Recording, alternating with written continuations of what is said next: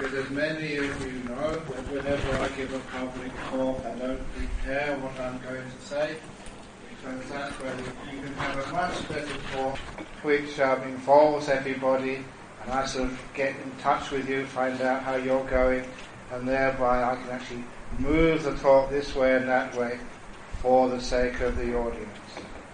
And also that many of you have gone to Buddhist schools or read Buddhist doctrines, read the books, and you probably already know the traditional explanations of right view and all these other factors of the Eightfold Path. So I'm going to try and build on what you already know in order to take it deeper. And as far as the right view is concerned, you all know the right view of Buddhism is about the law of karma and rebirth and impermanence, unsatisfactoriness and non-self, emptiness. But you all know that already. But do you? Do you really understand what these words mean? You take something like karma, and still these were good Buddhists. They were talking about the end of the world yesterday. And it never happened. And they talk about, it was fated to be. Or some people, they say, I know he's out there somewhere, the love of my life, my other half. Are we fated to be together? Or sometimes you say we're fated not to be together, whatever it is. But is it really fate? Is that really the law of karma? And because people think it's fate sometimes, they were talking to me about this a couple of days ago. Is it really true that just some people, they haven't got the spiritual qualities to ordain, to renounce? And many people use that as an excuse.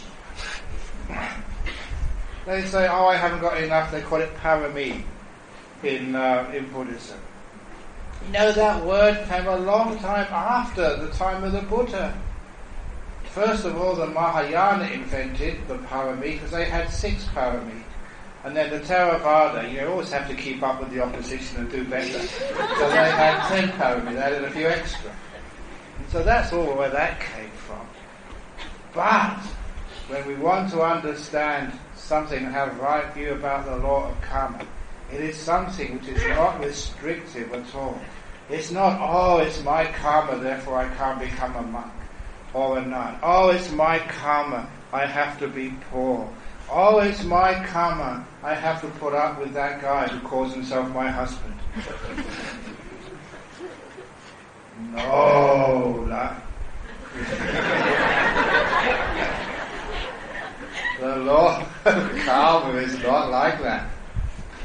What I always understood the law of karma, the right view of karma, is that yes, the karma from the past gives you the ingredients of the present.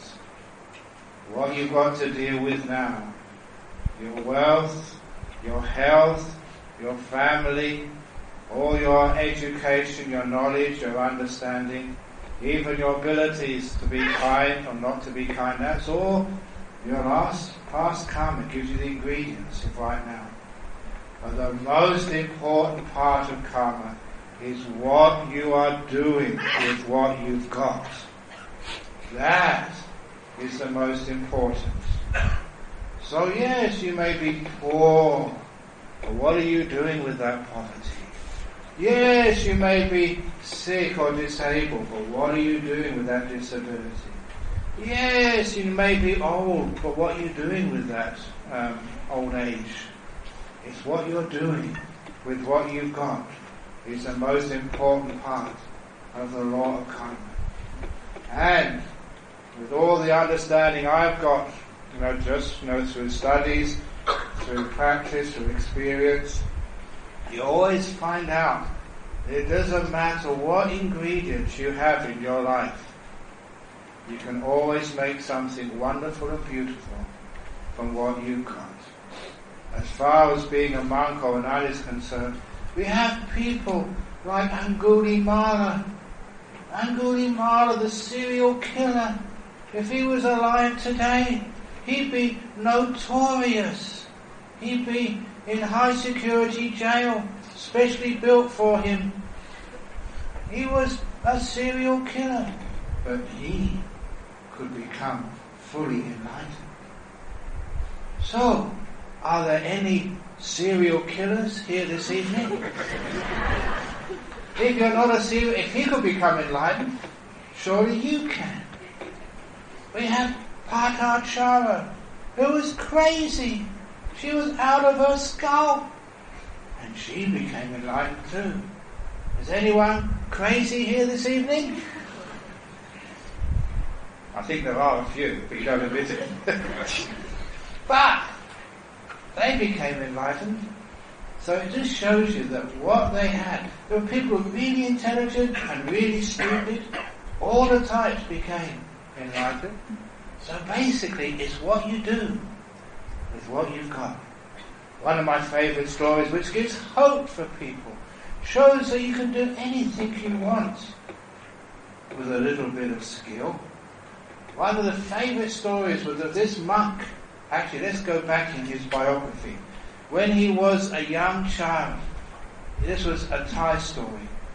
He went to grade 1 in school, and after 12 months, 10 months, however long they stay in grade 1 with his friends, the teacher had to fail him. Would not be able to send him to grade 2. I've never heard of that in my whole life before that someone fails grade 1. Have you ever heard of that here in KL? I don't know what they must have done. It must be drawing or plasticine or whatever else they do. But he failed. So the teacher had to keep him back to repeat grade 1. And after another year of grade 1, the teacher in the best will in the world could not promote him to grade 2. So he had to repeat grade 1 a third time. And that's really stupid. And after 3 years of grade 1, even with extra tuition and help, he failed again.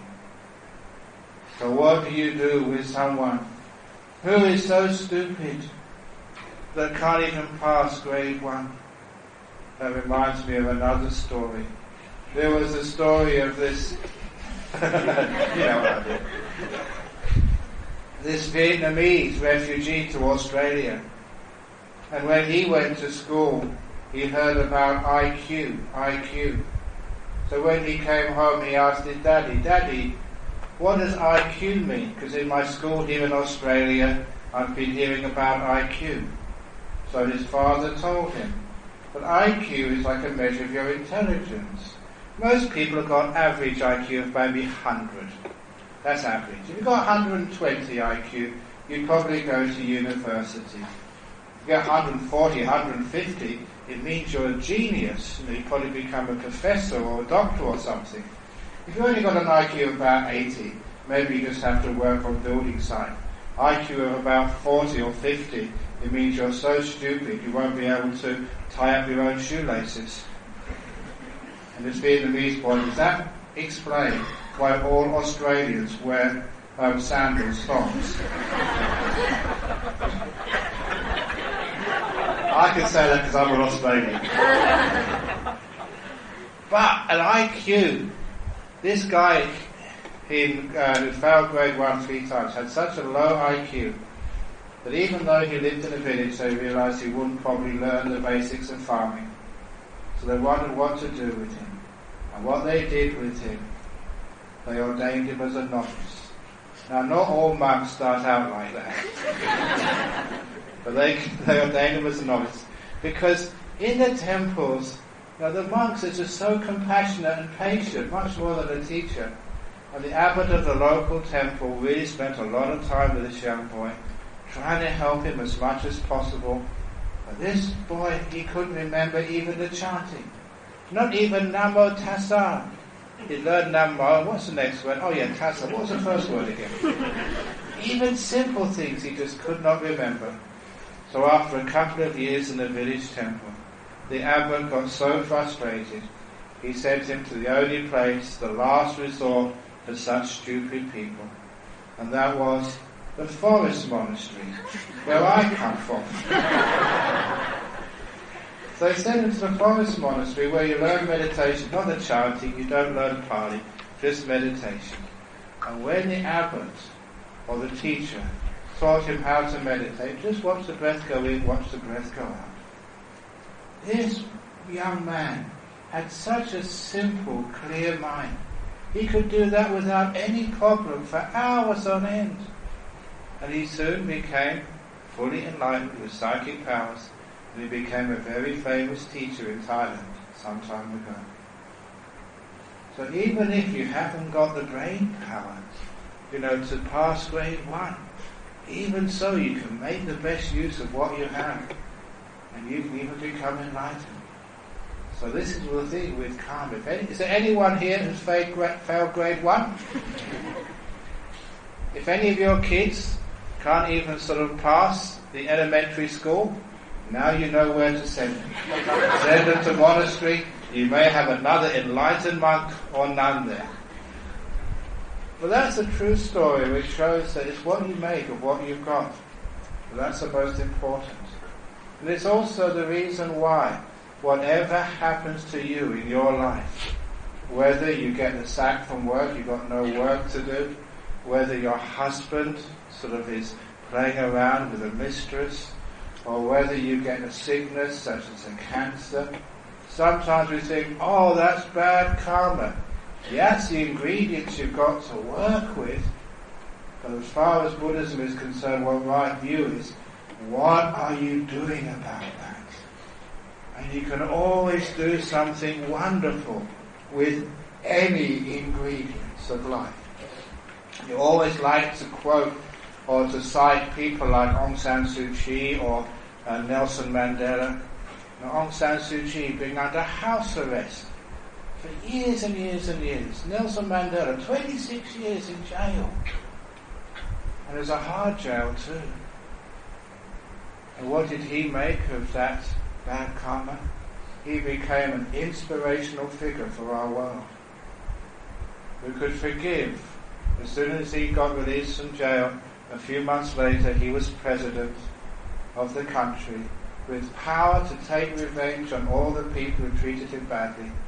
And did he take revenge? Not at all. He tried to unite that nation. It's a wonderful thing to do. He had a lot of bad ingredients, but he made a wonderful, inspiring life out of it. So where the law of karma works, don't go complaining of what's happening to you.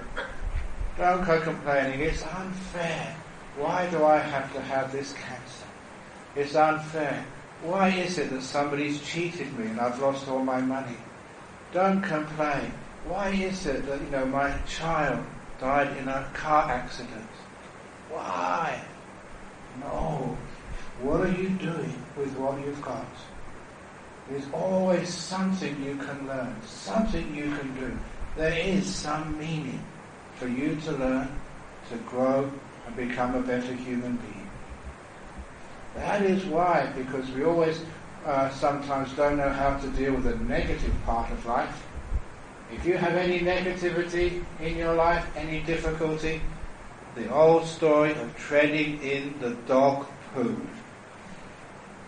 If you ever go home, and on the way home this evening, you tread in the dog poo, there's many dogs in this temple, it's very likely to happen. Always remember, never scrape it off your shoes. Take it home with you. And only scrape it off under your mango tree, in your garden. Because if you scrape off the dog poo under the mango tree, then 1 year later, your mangoes will be sweeter and juicier than ever before. And when you eat those mangoes, and the juice drips down your cheek or mouth, always remember what you are really eating. It is dog poo you're eating.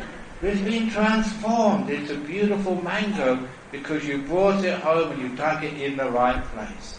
And that's a simile which I use when you have some bad karma fruiting. Don't just think, oh, poor me, why did this happen? That's not understanding the law of karma. Understanding the law of karma means, yes, here it is now. What am I doing with this? Even the stinkiest, smelliest, dirtiest of dog poo. In fact, the more stinky and smelly and dirty it is, the more oomph it's got for your mango tree. So you can see this is how we understand the law of karma. It's such a positive message. It's not fate. It's saying that you can create anything with what life deals you. The future is totally open. You are not restricted at all. It's up to you to make a world which you want to live in. And you can do that no matter what ingredients you have to work with. That's incredibly powerful and positive. And that is the right view.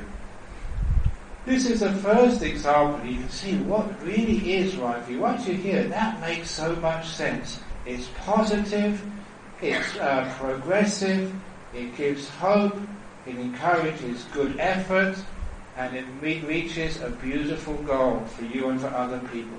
That has to be right view. Sometimes we argue with what's right view and what's wrong view.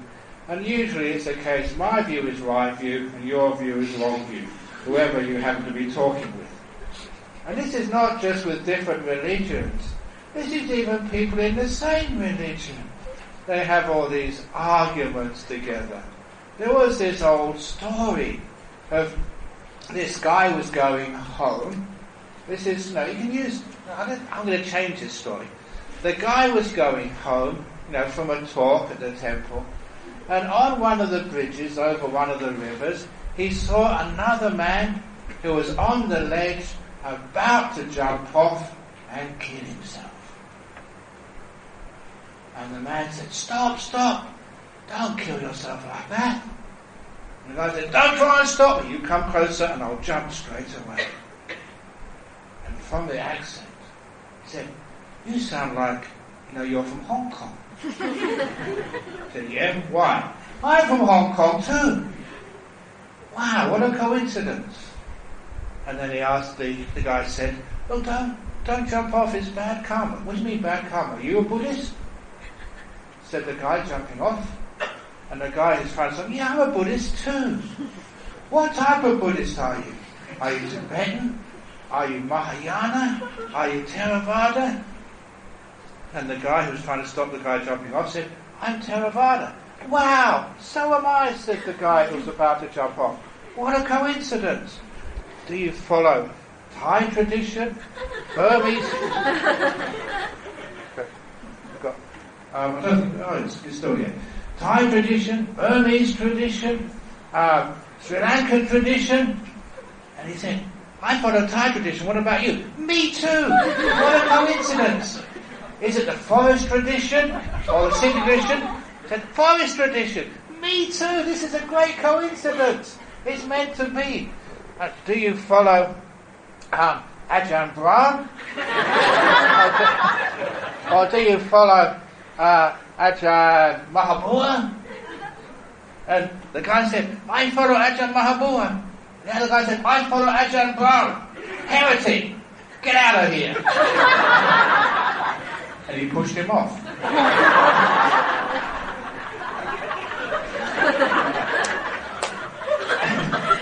And you will find the closer you are, the more arguments you have.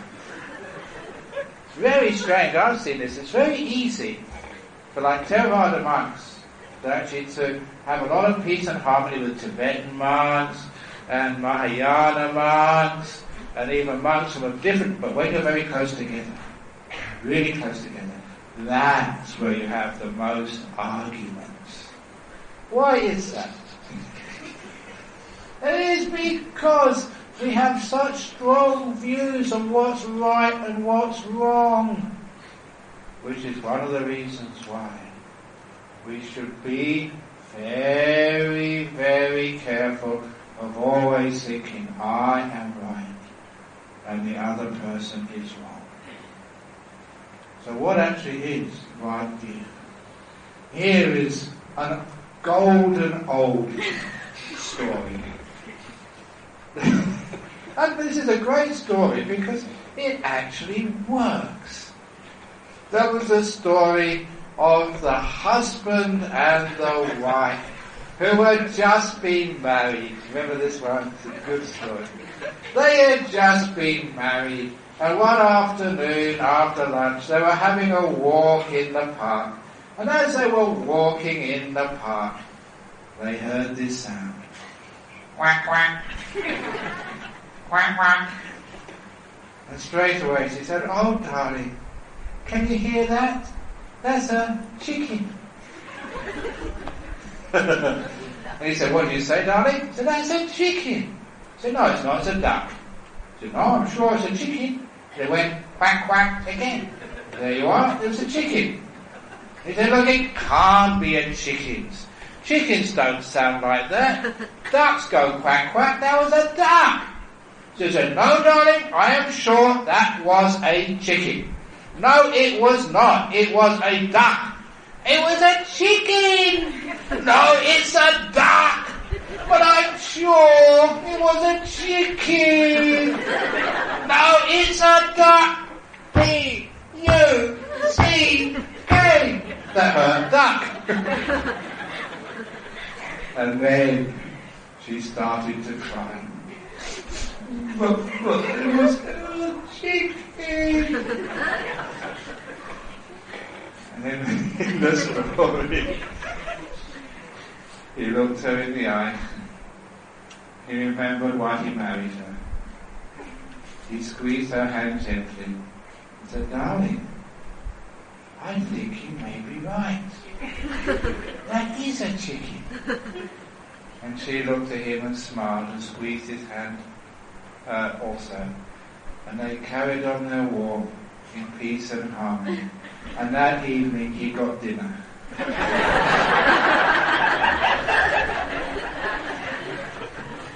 And that was a smart husband. For two reasons. What's most important? Is it important being right about a duck or a chicken? Is that really worth having a divorce over? So no, the love and harmony is more important. So first of all, right view is understanding what's really important in life and following that and sacrificing what's less important. Like who's right and who's wrong. So don't think that, that right view is always being right. Like that man said, I was looking for the right woman for so many years and I finally found the right woman. And I married her. I call her the right woman because she thinks she's always right.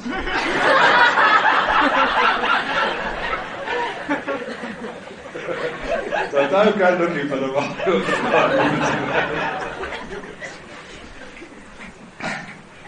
And number two, he was a smart guy because just because it goes quack quack does not mean that it's a duck. Now, when I started this story, I said it could have been a genetically modified chicken from Fukushima in Japan.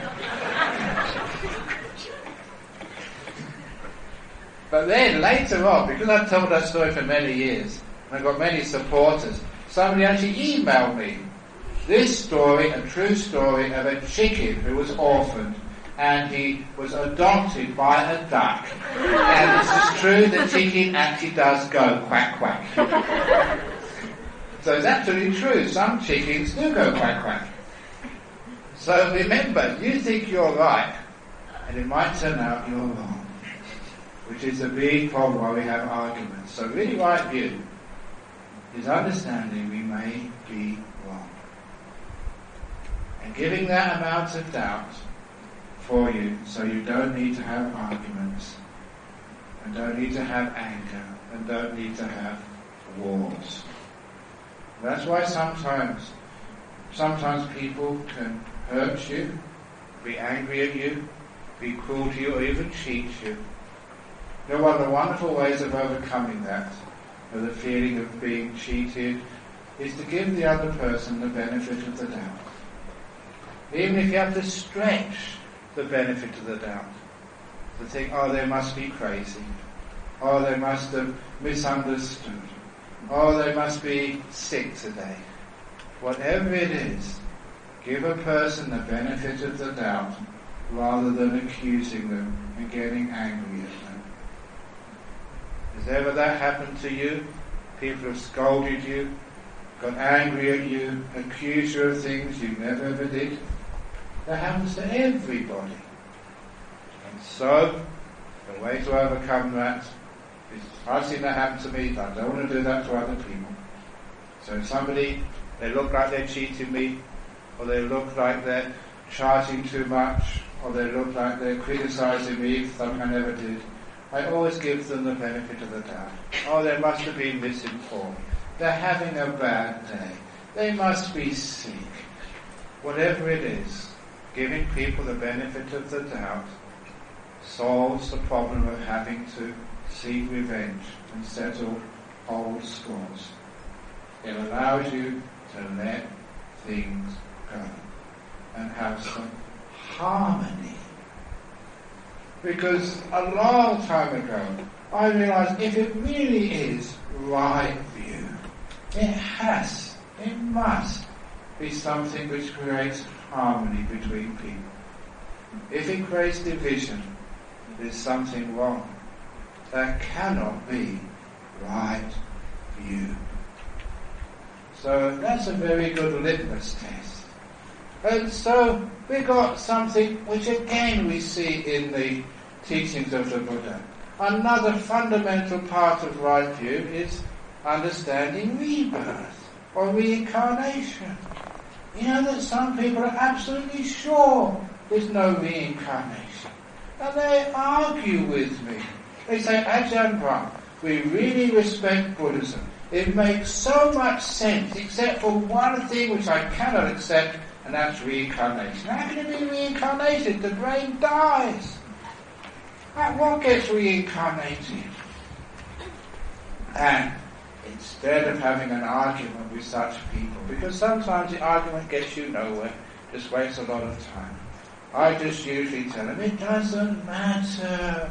Don't make a big deal about reincarnation. I don't care if you don't believe in reincarnation, because I will certainly know that you will believe in reincarnation in your next life.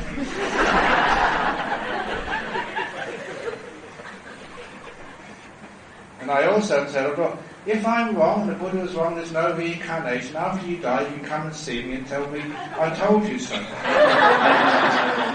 They can't do that, can they? That is right, and we're always trying to raise money. The BGF is trying to raise money. All Buddhist temples try and raise money for this, that and the other. So I propose this to my committee. Because eventually, we have a membership, annual membership, we have a life membership now. And I think you get paid 4 or 5 years annual fees and you get life membership forever. I said, look, we're Buddhists. Why don't we have 7 life membership?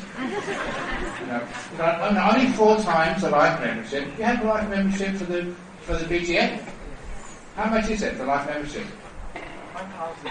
1,000 ringgit. Well, look, if you paid 4,000 ringgit, then you get 7 lives, free membership. So pay for 4, you get 3 for free. Isn't that a great deal? I think we should market that. Buy 4, get 3 for free. So for some reason, they wouldn't agree to that. It's very hard to say, yeah, that was me in my past life, I've already paid. Proving. So instead of having arguments, let's open the possibility that you be reborn from another life, another place. But that's a right view. But sometimes to be able to find out whether that's a true view or a wrong view. Because people have so many different views in this world. There were some genuine people, even some Buddhists, really thought that the world was going to end yesterday. You can believe that. These were intelligent people who believed stupid things. And sometimes, that as a scientist, as a physicist, I just couldn't understand when I was growing up how people can believe such incredible things which are obviously nonsense. Until I learned about Buddhism and the psychology of the mind. You know how the mind actually works? You believe what you want to believe. And much of all the views is what you want to believe in. And the things which you don't like, that you just cannot believe in, even if it happens to be true. And the obvious examples of that, number one, falling in love. How many of you, when you were young, were romantic? You wanted to find the guy of your dream. And what did you end up with? The boy of your nightmares.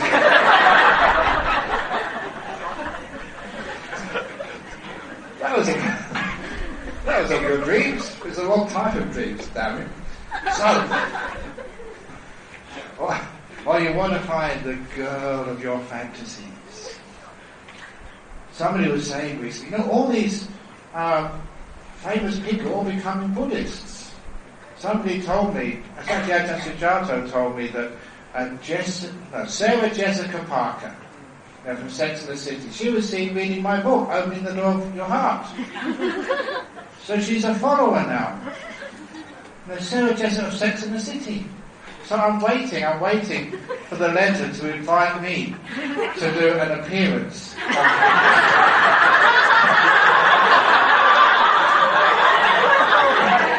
Would that be a good idea? I'm going to see it.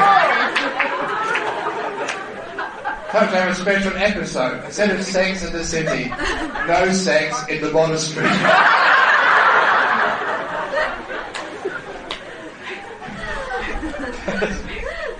But somebody was telling me that there was a supermodel, Kate Moss. You heard of Kate Moss? Yeah, British supermodel. She's supposed to be drop dead gorgeous. She went to this meditation retreat. A lot of these people into meditation. And one of the friends I know went on the same retreat. He was told, hey, Kate Moss is on this retreat. So he went looking for her. And all the girls, he couldn't recognise her. Because when you take off all the makeup, all the airbrushing, she just looks like another girl. And it was amazing. He said, I could not recognise who she was until someone pointed out, it's Kate Moss. So this is what happens with your fantasies. Apparently, was it here a couple of years ago? It wasn't what Chetawan, I think. We had was it a supermodel? Yeah, I think it was a supermodel here. One of the beauty queens was here on this retreat. That's why usually we have mostly girls on the retreat, but this retreat we had a lot of boys.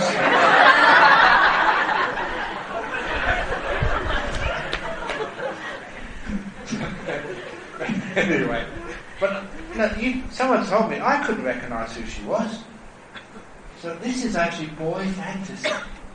You make these fantasies up of what they really are, but it's not true. You see what you want to see. And also what you don't want to see, you just cannot see that. If you have an enemy, especially when people are going through divorces. I don't know if you've been through a divorce. It's one of the most difficult times unless you're a good Buddhist. And just sort of, it doesn't matter. These relationships, they begin, they end. It's impermanent like everything else. You can't expect every relationship to last forever and ever. And that idea that when you get married, darling, till death us do part, you say, no, to anicca us do part. It's impermanent. Sometimes these things, they last a long time, sometimes a short time. But it's romantic, isn't it? We want to believe. that this is the person I'm going to spend the rest of my life. And some people do that, because I do Buddhist marriages. They say in Australia, no, we're going to be together in our next life as well, and the one afterwards, and the one afterwards. And the wife says, no way. One life is enough. But when you do have a divorce, sometimes because you're so close together, and because some of the deepest of your hopes and dreams are destroyed, that really hurts. Especially if you think that it's going to be there forever. And your expectations are destroyed. That hurts so much. When it hurts so much, so often, that person you married, instead of seeing what you saw when you first got married, which is all their beauty and wonderful, you can't see anything redeemed in them at all. And you keep asking yourself, why on earth did I marry that person? I must have been stupid. And of course, you were stupid. You didn't see what they were really like. These days, people are a bit more, at least they should be, a little bit more open-eyed when you go into relationships. Which is why I always tell people, when you have a relationship, please lower your expectations. Don't raise them. If you raise your expectations and think that you're so lucky, you've got this incredible great guy who's never going to argue with you, and is going to care for you, and is always going to be there for you, and is always going to speak nice things to you. No, if you've got a person, that's what actually I thought when I was a young monk. When I was a young monk, you were still not that sure whether you're going to stay as a monk. I mean, one day, one of my best friends, he disrobed to get married, and I thought, why don't I do the same? And I thought, well, let's just see, what type of girl would I like? And then I said, she has to be really, really gorgeous. And number 2, she must never argue with me. She must always be ready to do what I want when I like to do it. And she must... When I gave all of these, I realized that the only girl I could actually marry was someone who had no personal desire, no ill will at all. She'd never get angry with me. Totally selfish. She'd have to be enlightened. Then I realised if she's enlightened, she would have no lust. So it's a waste of time. Well, you're always going to marry someone who's imperfect. If they've got lust, they've also got anger and ill will. So have both, okay? So remember, lower your expectations and understand what you're getting. But when we do get divorced, all we can ever see in that person is their bad qualities. And sometimes you counsel people, look, he's a really great guy. You don't know him, Ajahn Brahm. You've never lived with him. If you'd been like I have, you would never say that. But that's not true. There's never anybody who's that bad. They need to be destroyed like that. But when you have anger, you can't see anything good in that person at all. When you get anger at anything, your mind becomes distorted. And you can't have right view. Which is one of the reasons I realised that all the different views, what people argue with, what people fight wars over, is all because of craving and ill will, distorting their minds. Not realising it doesn't matter if it's a chicken or a duck. It doesn't matter if God is called this word or that word. What really matters is harmony and peace in this world. That is much more important. That's right view. What creates harmony. And one of the core teachings, which again you've heard many times, but it comes in this part of the talk, because these talks are always recorded and they go all over the place, and I don't know where they end up. Many of you have heard this story before. Other people may have listened to it for the first time. But this one is a powerful one.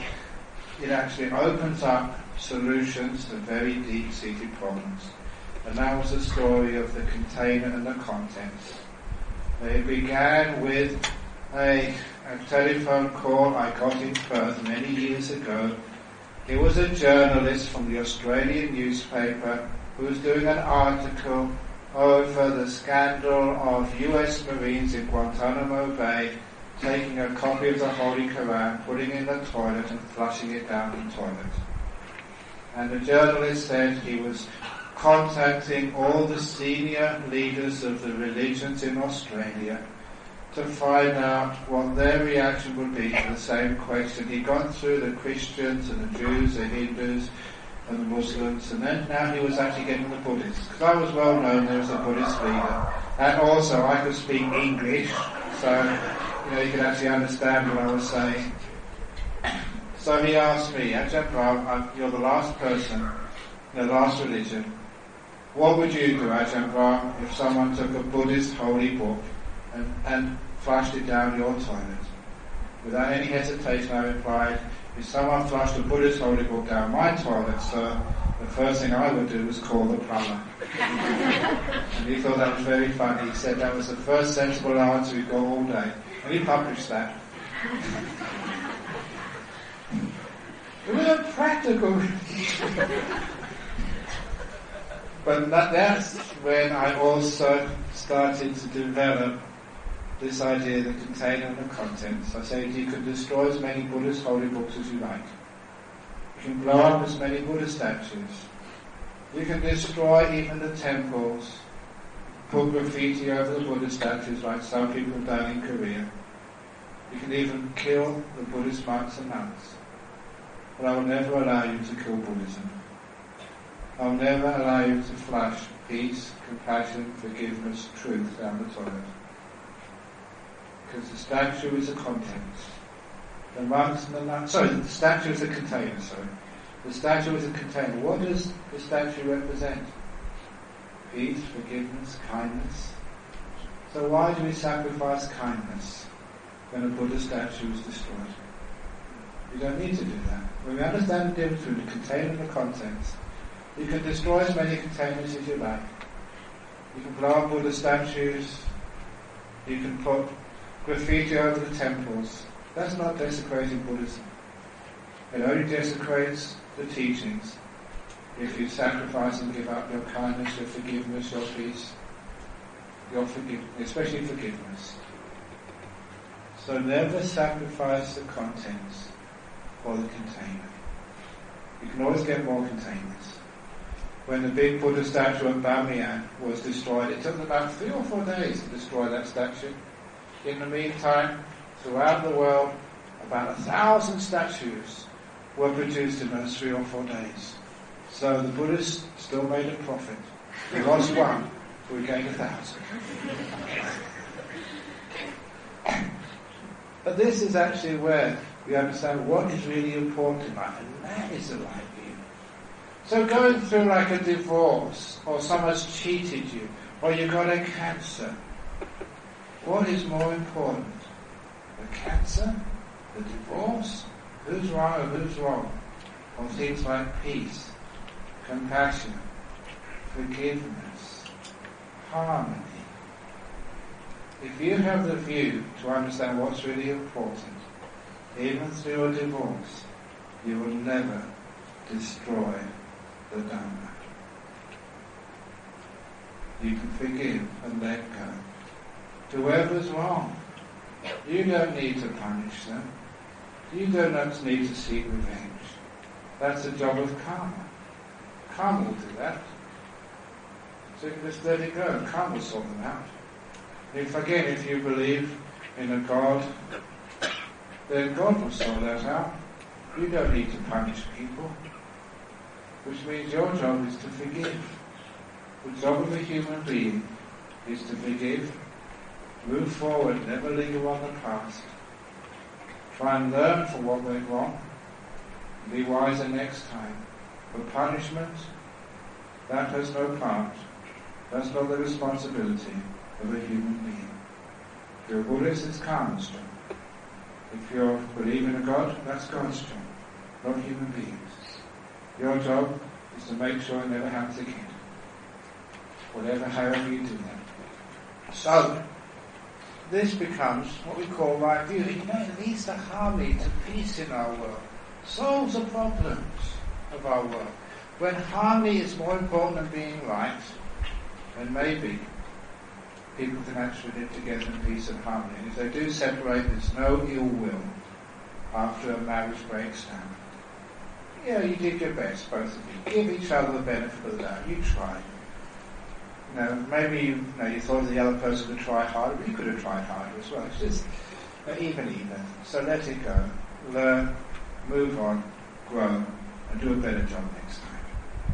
So this is actually what we learn from these things. And that way we don't sacrifice real Buddhist teachings. Peace, harmony, love, forgiveness. It gets deeper than that. That's like reincarnation, and that's the right attitude. Already mentioned peace being so important.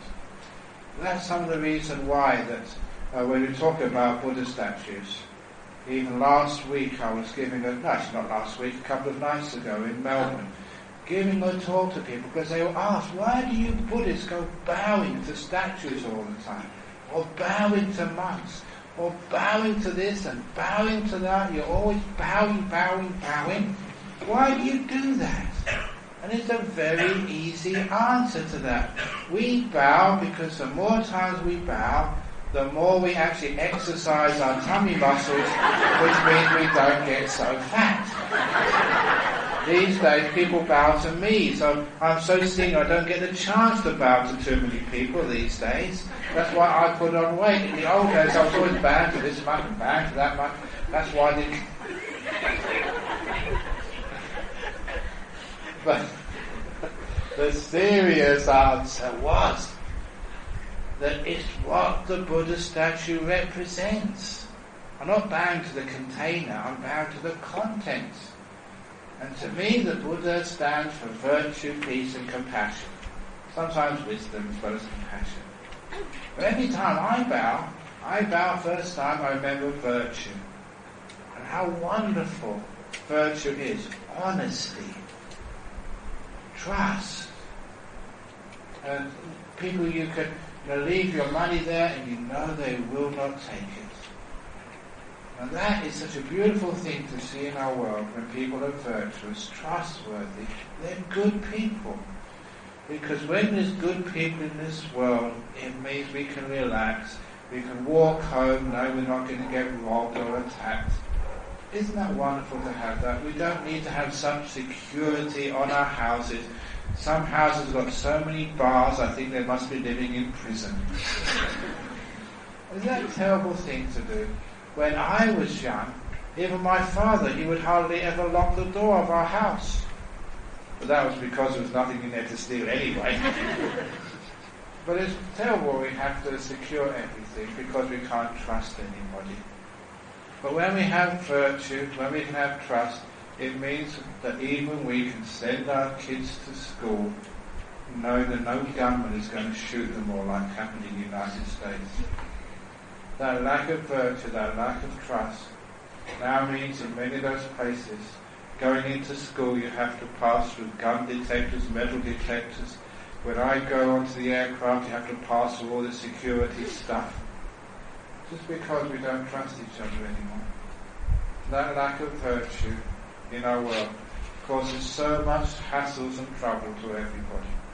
So when there is a virtuous community, where goodness, trust increases, what a wonderful world that becomes.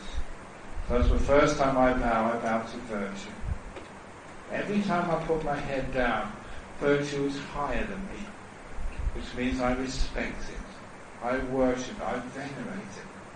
So every time I bow to the Buddha, the first time I bow to virtue, it means psychologically it strengthens it. I remember, this is important to me. And then the second time I bow to peace. Peace is such a wonderful thing to have in this world. Peace between countries, so the countries don't need to be worried about each other, who's going to invade who. Imagine how much money would be saved when we don't have to have such big armies and navies. Always worried about, who's got the best arms. We can have peace. I always remember, when I was young, the Swedish government, I really respected them because they were so close to the Soviet Union. that their defence policy cost, I think, $1. That's all they spent on the defence. This is actually true, it's not a joke. They knew if the Soviet Union would attack them, they'd have no possibility of defending themselves. The Soviet Union at that time had more tanks and soldiers and aircraft and ships. There's no way they could compete. So their defence budget was just to have a recording on the old tapes saying "We surrender." That cost them $1. They saved a lot of money that way. They wouldn't win anyway, so just okay, we surrender. That's apparently true. They did have that. That's a really powerful defence budget. So if China attacks Malaysia, so Malaysia won't be able to defend itself, so they should have a budget of $1 million. See, I'll get into trouble here, so I'm going to stop.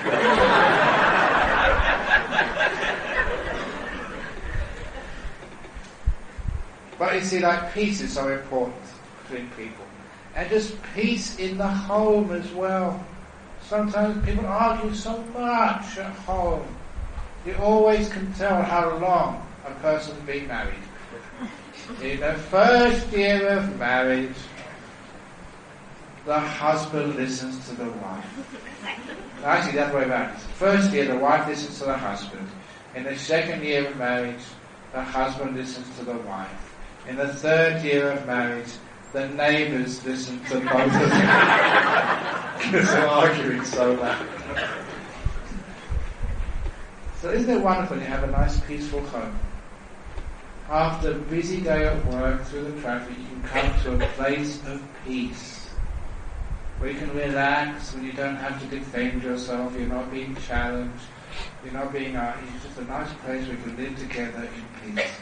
When you see that, it's such a wonderful thing. It's great for me. I've got a monastery, which is a peaceful monastery. Everyone gets on together. You know, one of the reasons why is because we laugh a lot.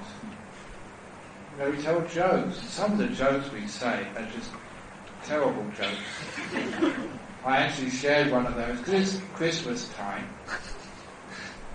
I got away with this as well. It was Christmas time, so 3 people, just the day before Christmas, they were involved in a car accident, and they died, and they went up to heaven together, the 3 of them.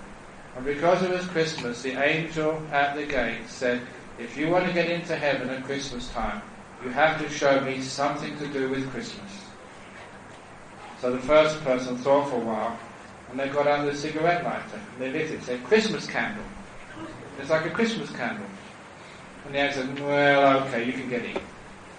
The second one took out their car keys, and they jingled them. Jingle bells, jingle bells. Well, okay, that will do. You can go in. And the third guy, he put up in his pocket, and he got his girlfriend's underpants. Her underwear. And the angel said, what's that? He said, it's Carol's. Carol's.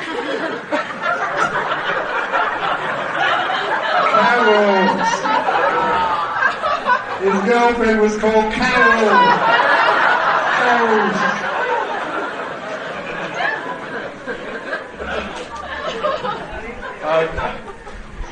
Have you ever noticed when you tell a joke and we laugh, we all laugh together? It's a wonderful way of creating harmony, having a lot of laugh together. And that creates a peace. When you have peace in a monastery, it's such a wonderful place to get back to. You know that there's going to be no arguments, there's no sort of jealousies, that people are at peace together. But please, have a lot of laughter in your house. Laughter in the place you work as well. And tell that joke to your friends when you go back. and then it creates a lot of peace and harmony. You can't get angry and laugh at the same time. So understanding that, we create peace. That's what I worship. I worship peace, but most of all, peace in my heart. And peace in your mind as well. Peace of mind. That's the thing which most people search for in this life. And to have peace of mind, really, you don't find it in relationships. You don't find it in having kids. You certainly don't find it in being wealthy or being famous. You find peace of mind just by sitting down and meditating. It doesn't matter what you've got, who you are. It's amazing how easy it is when you know the secret, just to make peace with yourself. If you understand with all of your faults and all your silly traits, you can love yourself to bits, as you are, and be totally at peace with yourself. Not trying to change anything at all.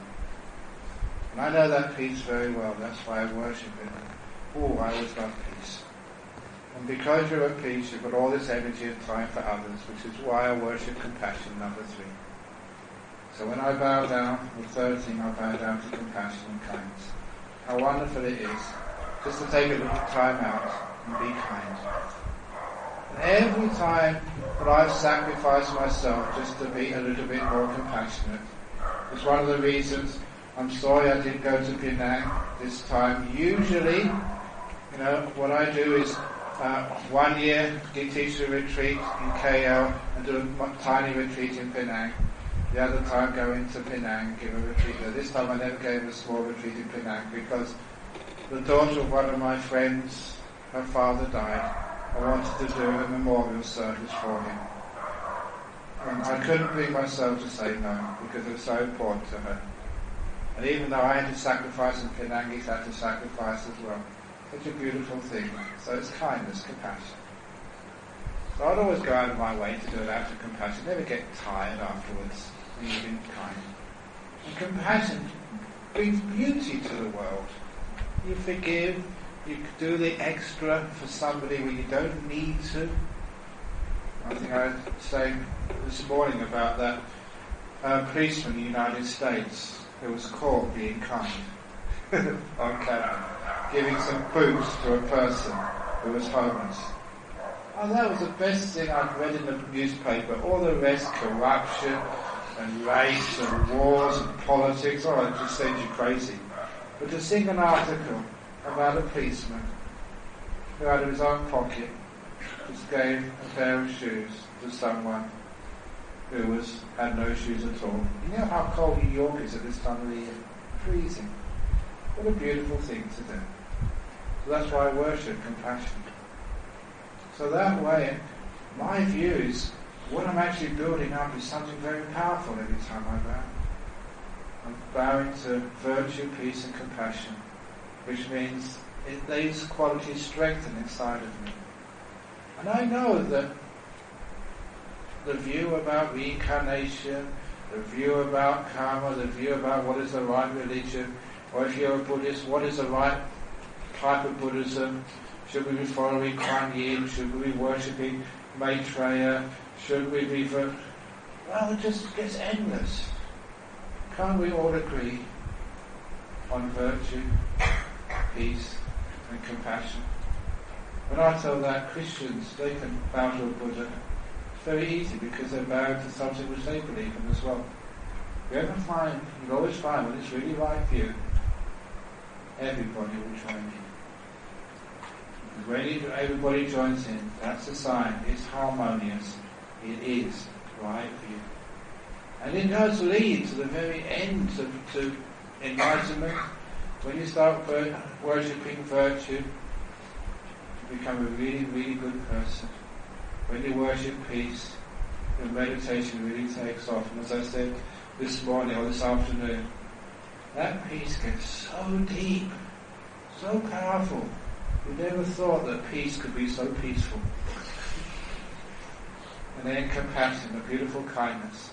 We can be kind to the whole world, even stupid people like myself. You can be compassionate to your own stupidity and to all your faults. Yeah, I'm not so perfect. Sometimes I say the most stupid of jokes. That's all right, Ajahn Brahm. I still love you. It's all right. You can be such open-hearted to yourself. And you understand what the meaning of peace of mind is. And the deep stillness, the end of suffering, enlightenment itself. All through a very simple path. So that is why the right view is not espousing just what you've read in the books. Because other people have got different books, and every Buddhist has got a different book. And every Buddhist has got a different understanding of what they read in their different books. And there's so many differences, it never creates any peace and harmony in our world. But when you actually see what is truly right view is what creates peace and harmony, liberation and freedom. And actually, that's what the Buddha said. In his advice to Mahapajapati, the first bhikkhuni, he repeated this to the Vinaya expert and Pali, both of whom became fully enlightened. He said, it's the truth. It's the Dhamma. If that particular view leads to peace, vipassana, leads to harmony, leads to freedom, leads to letting go of all these negative things, it leads to the cessation of the dukkha, leads to enlightenment. Then that was the teaching of the Buddha. Very beautiful saying. It creates harmony. So there you go. Now you have right view. There's only another 7 factors to go. And they will be coming in the next 7 days. So thank you for listening. Now we have the questions. We've got to finish that half. So can someone bring the basket in with the questions outside the door? But while we're waiting for those, has anyone got a question? A live question from the audience? No? Okay. So, here we go. That's him. And the lucky first question is and I always say when I answer these questions, I always like giving a prize to the best question every evening. And that prize will be the free haircut. No one ever takes up that prize. Here we go. There are many approaches, teachings of getting into meditation. For example, meditate on the breath. Meditate on sounds. Meditate on one single object and many more. Can Ajahn share some hints or advice on the path of meditation? Yes. See, what I do, sometimes, first of all, I teach people how to meditate on the breath. If they can't do that, they come and say it's too difficult. Then I teach them anapanasati. And if they can't do anapanasati, then I teach them loving kindness meditation. If they can't do loving kindness, then I teach them metta meditation. If they can't do metta, then I teach them like body meditation, sweeping the body. If they can't do that, then I teach them kayagatasati. And if they can't do that, then I teach them letting go meditation. And if they can't do that, then I teach them breath meditation. By that time, they can't remember that's where they started.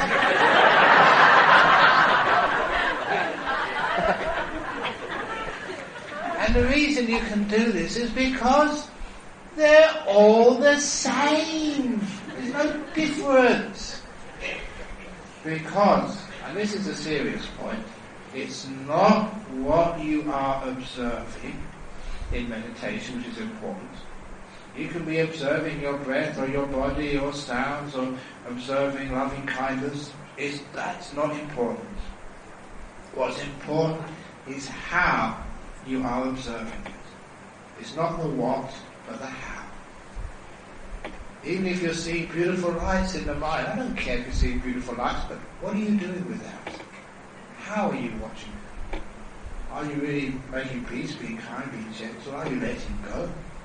Or are you holding on and wanting? It doesn't matter what you're experiencing. It's how you experience it. It's the key to success in meditation. So if you know how to let go, to be kind, to be peaceful, it doesn't matter what you're watching. Breath, sounds, body, loving kindness, nimittas, the lights, I don't care what you're watching. It's how you're watching it. That is the key to meditation. So you can do any of these meditations. They're all the same. It's how you do it. That's most important. Next question. Dear Ajahn Brahm, I am an artist. Is Buddhist non-self compatible with art's self-expression? Does it mean that all artworks are suffering, attachment and impermanent? Thank you. No. Instead of doing self-expression, do no self-expression. Someone sent me a cartoon. It's great now. Buddhism is becoming very popular in the West. We have cartoons. And they have a cartoon of a Buddhist restaurant. They had two lines. One was the lay people, that was self-service. The other one was for the monks, no self-service.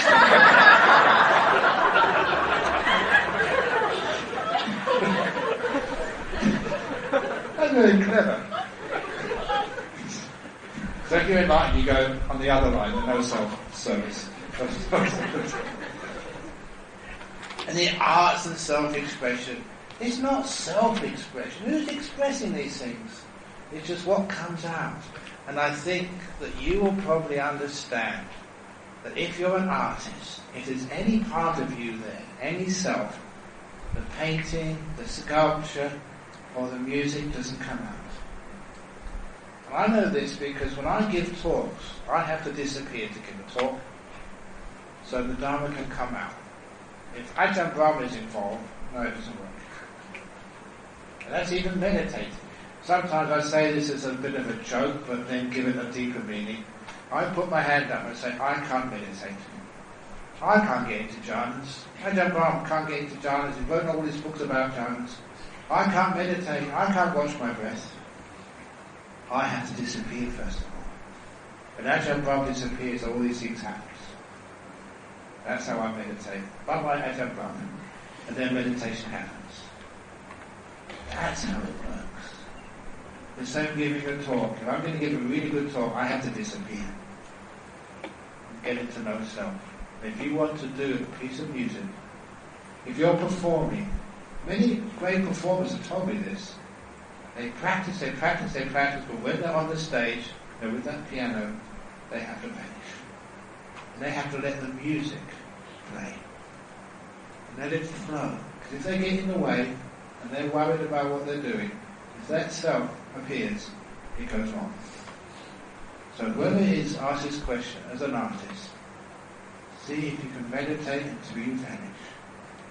And if you say like painting, let the brush do the painting. And you're not there. Then that is no self-expression. It's amazing what comes out.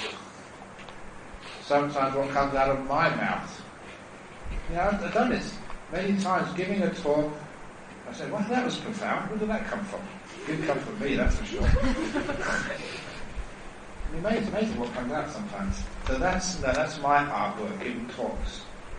So your artwork, disappear. And then you find incredible stuff comes out. The next question. Is it possible to get into a jhana state without a nimitta or light? It's much easier to get into jhana with a light. Is it possible to get to Australia without getting into aircraft? It is. You know, you can walk down to Johor, you can walk across the causeway, you go to sort of the south of Singapore and start swimming. Well, it's possible, but I wouldn't recommend it. Especially there's so many cheap airlines now, Tiger Air and all this other stuff. So yeah, it's possible to get into jhana without a nimitta or light, but if you want the easy way, then get into these lights, these nimittas, that's the best.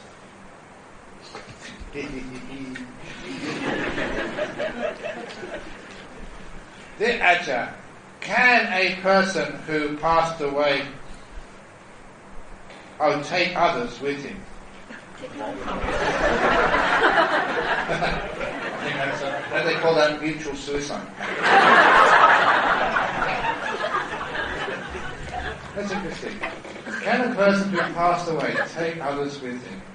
I wonder what you mean by that. Sometimes you ask these questions, and you say a funny story first of all, and then try and think what they really mean. maybe do you mean that they pass away together when they try and get reborn together? And sometimes that happens. They've got such a close connection to one another. They actually come back really, really close. Well, it's weird stories. I love getting weird stories. And one of the weirdest stories, because our previous president of our Buddhist Society, Dennis, he does all sorts of interesting stuff. He was into astronomy, and then about 4 or 5 years ago, he decided to learn hypnotism. And he's one of these guys, whatever he does, he's good at everything. And so he learned the ropes, and then he starts, as a hobby, just hypnotizing people and getting them into their past lives. He's actually helped a lot of people. But he went to a seminar, of hypnotists who do regression therapy in Sydney. And he came back with this amazing story of one hypnotist who had a client who was anorexic. I often say to people, I'm anorexic too, It is absolutely true, because one day I was reading a newspaper about the definition of anorexia. What actually it is. And the definition of anorexia is you look in the mirror and you think you're fat. Again, that's me. I'm anorexic, so I need to eat more.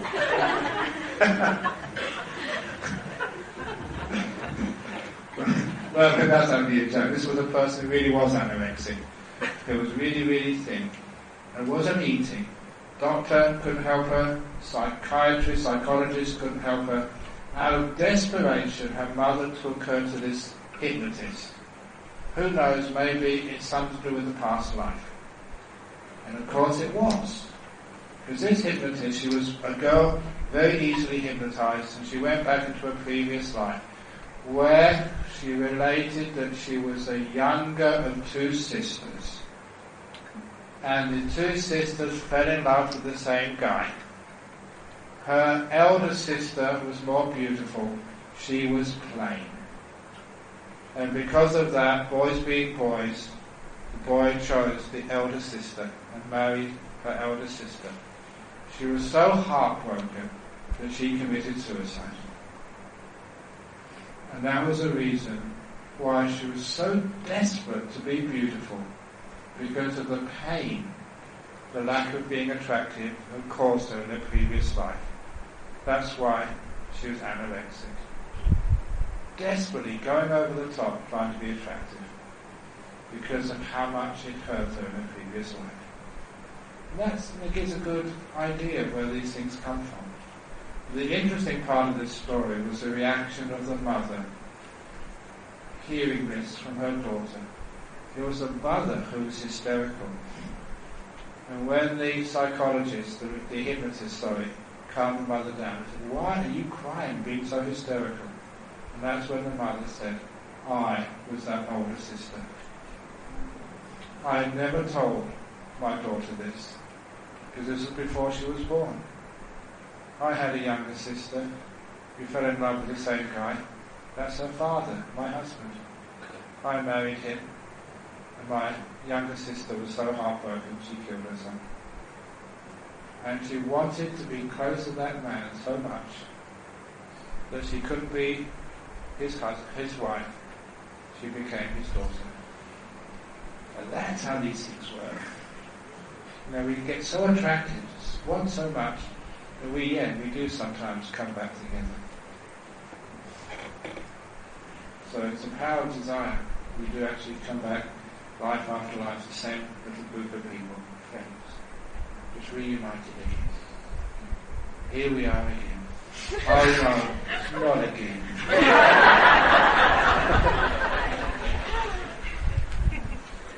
Any tips, guidelines to develop stillness of mind? Yes. Don't do anything. Sit there and shut up. And number 2, don't be afraid. Because a lot of times, many of you during this retreat will start to become peaceful. And it's such a strange experience to you. You will destroy it because you're afraid.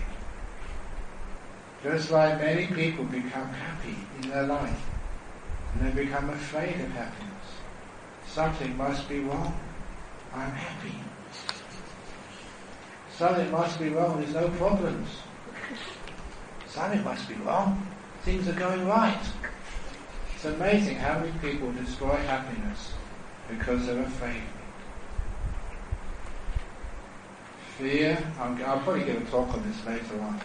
Fear is one of the biggest problems in our life. We're afraid of being free. In the same way a prisoner who's been in jail for 20, 30 years is afraid of being free. They're not used to it. This is why many prisoners prefer to stay in jail rather than leave those gates and face a world in which they don't feel comfortable. They learn how to live in prison. We're used to it. We learn about suffering. We get used to it. And take that suffering away, something, no, please don't do that. I first learned that when, years and years and years ago, I was invited to give a keynote address at a grief and loss conference. Now, trying to deal with people who had pathological grief. Someone had died in their family in terrible situations, terrible circumstances. They just could not let go. It was destroying their health and also their business. They couldn't do anything because they were just so upset year after year after year. Now, grief is okay when it just lasts for a week or 2 weeks or a month or 3 months or 6 months. When it goes to 3 or 4 years and you still haven't let go of the grief, that's really pathological. That's going too far. And so they had conferences such as this, where psychologists, doctors, in my case monks, can actually put in some input to try and solve the problem of people who feel so grief-stricken it's destroying their life. And of course I got some great methods, very powerful teachings to let go of the grief. And I presented them, and most people really appreciated them, coming from a Buddhist perspective. But this one girl, this one woman, she must have been in her 50s, came up to me afterwards and just eyeballed me, and she was so angry. She was shouting at me, "How dare you try and take away my grief? How dare you try and make me happy," she was saying. And I was really shocked. That was the first time I saw really close up how people can get attached to their suffering. So much so that anybody who tries to take away their suffering, to take away their grief or their guilt, challenges them so much it makes them angry. How dare you try and make me mind? That's why we're afraid of peace. Sometimes we're afraid of happiness. So that's one of the reasons why people can't be still. They're going out of their comfort zone. You all know how to worry, which is why it's hard for you to let it go. What would life be like if you didn't worry about anything? That'd be terrible. I'd have nothing to do. What would life be like if you were happy? Well, I couldn't moan at anybody. I couldn't tell people, "Oh, I feel terrible today," and get any sympathy. So be careful. A lot of times the reason why people aren't still is because of fear of the unknown. Going beyond your prison. It's a scary thing to do. You stay here and I will lead you out into the freedom beyond the walls. That's actually how to learn Stillness. Okay, 2 more questions and 5 minutes to go.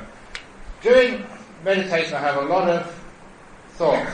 How to overcome this? Very easy. How do you stop talking? You just shut up. So tell your mind, shut up, okay?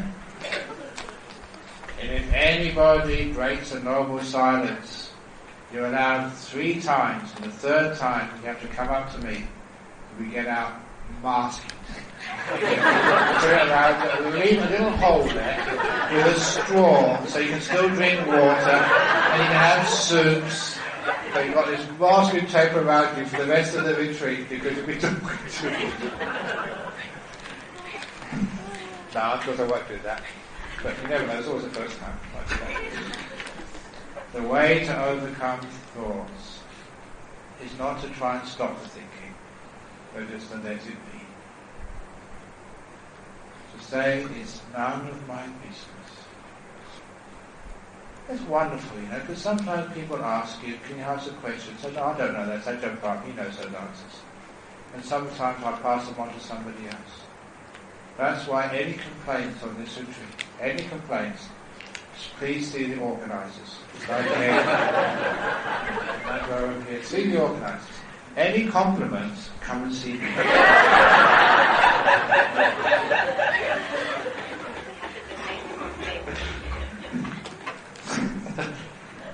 So, these thoughts in the mind, they're not yours. Don't know where they come from, but they're nothing to do with me. So if you see a thought coming in the mind, say to it, none of my business. Anything to do with the past? None of my business. Anything to do with the future? None of my business. Anybody ask you a question? None of my business. Isn't that wonderful if you go to work and people keep saying, well, not my job. So any thoughts, none of your business. The only business you have is peace. Any thoughts, when you say that, none of my business, you take away the attachment. My thoughts. It's really important because it's my thoughts. When it becomes mine, that's when it's a problem. With somebody else's thoughts, not my problem. When you go to somebody else's house and it's a mess, do you get out the vacuum cleaner and vacuum it for them? Have you ever been to somebody's house and just wash the dishes for them? It's your job to wash the dishes, not mine. I'm a visitor.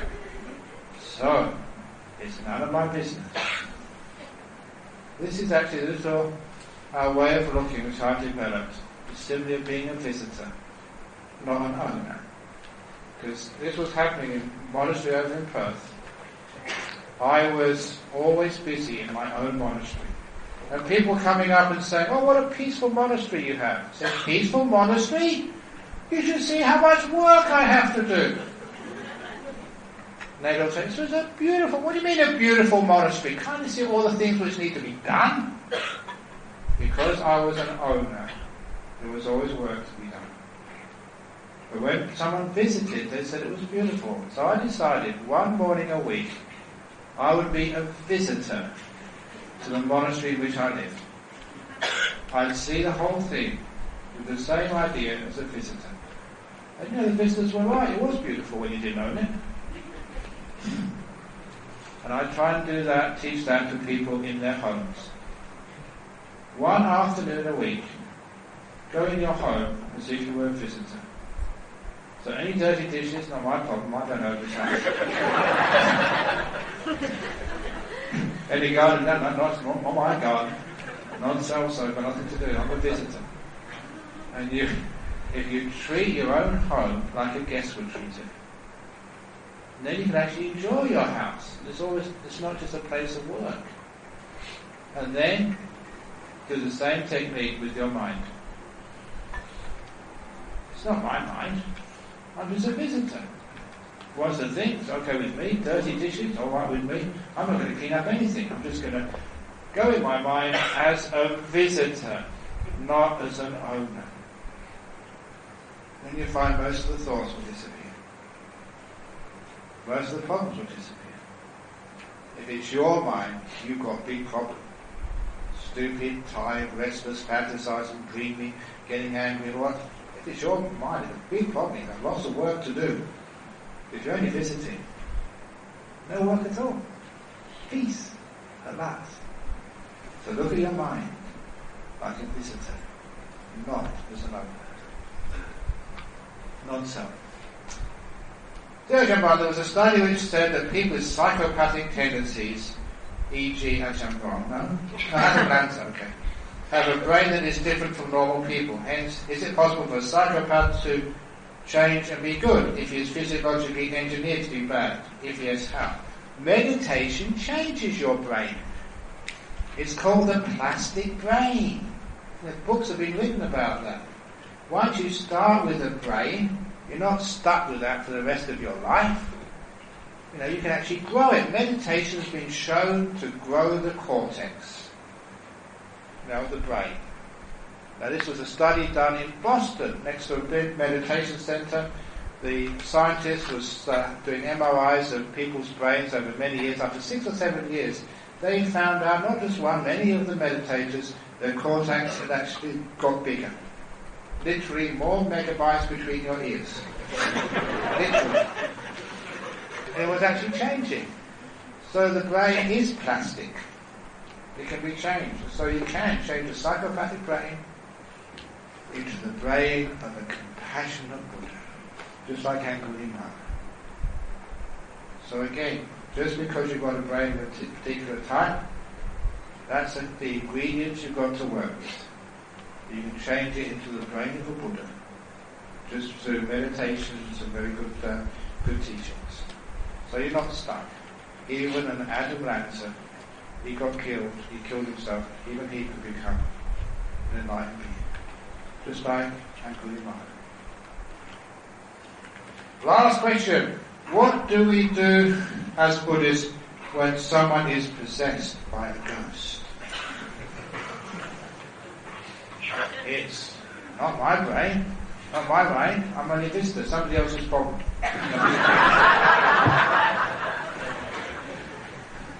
So what you do, number one, take them to psychologists or psychiatrists. Because in my life, 99% of the times, it's not possession by a ghost. It is just a psychotic episode. So a little bit of drugs actually helps much more than going and doing some chanting. But a few times when it is a real possession, I've seen those possessions, especially this time of year. This time of the year is the most dangerous time of people being possessed by spirits. It's called the bottle ghost, remember?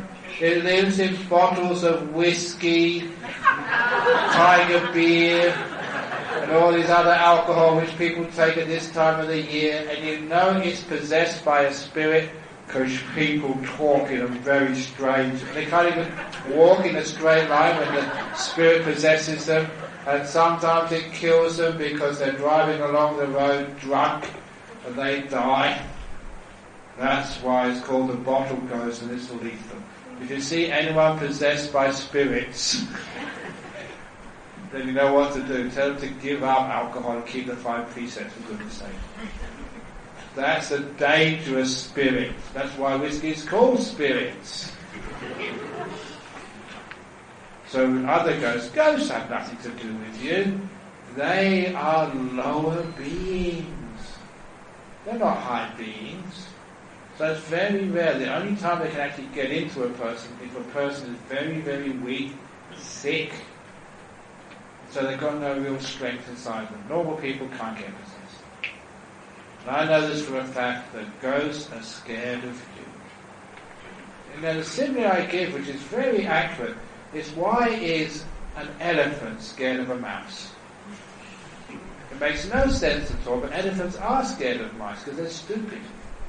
Now the elephant just needs to tread on that mouse, and the mouse is toast.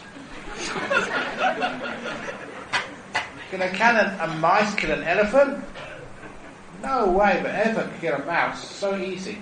But still, the elephant is scared of the mouse. You are like elephants. Some more than others. And the mouse is like the ghost. So why the mouse can scare the elephant, why the ghost can scare the human being is crazy. You have far more power. If you ever see a ghost, exert that power. You tell the ghost what to do. If the elephant wasn't afraid, the elephant could scare the ghost. The elephant could scare the mouse to hell. And you could do the same with the ghost. If you ever see a ghost, you tell them, Ghost, if you mess around like this, you'll be in big trouble. Get out!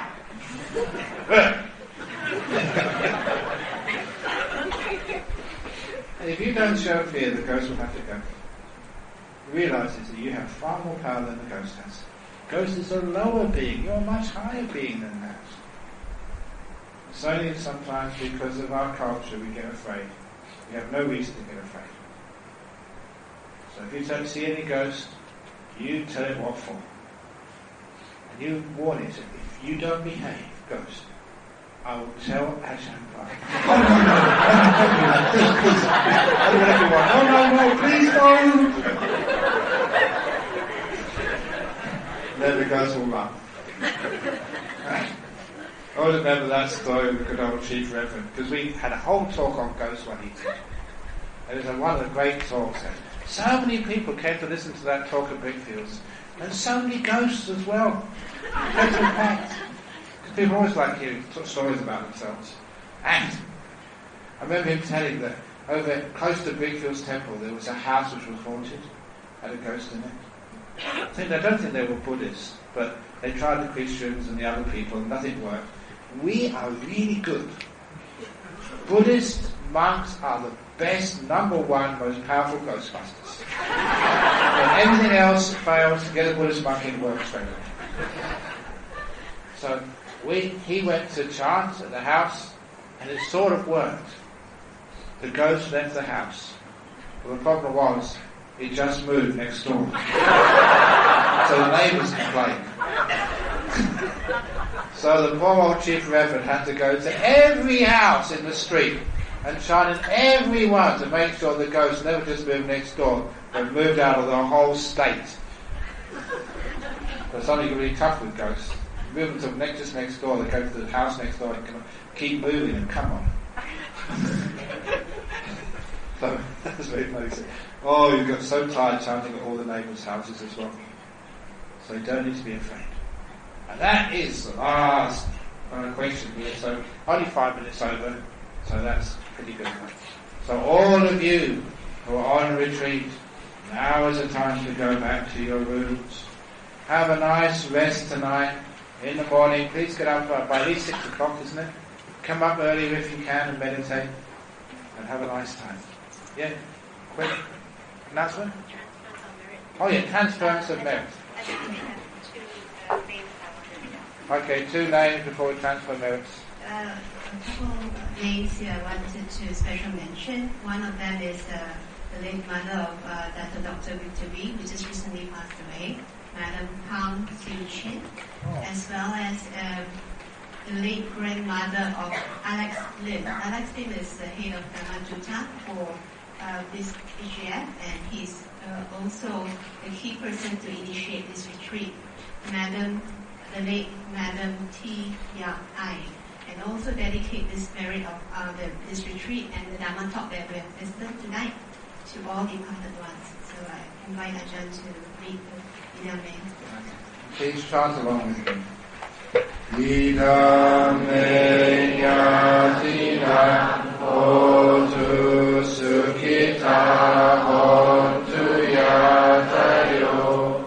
Ida Me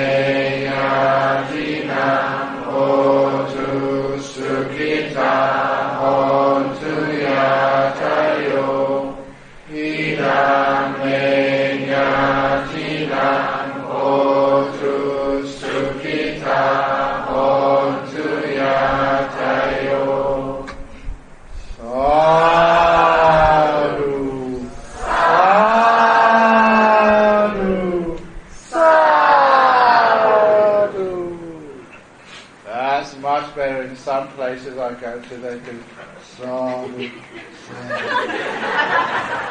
and everyone gets really depressed. So please, every evening, 3 big sadhus, so that's the way to go. So have a good night, everybody. For those of you who have just come for the talk, another talk tomorrow night on right intention. That's second factor. For those of you staying the night, have a beautiful, peaceful night.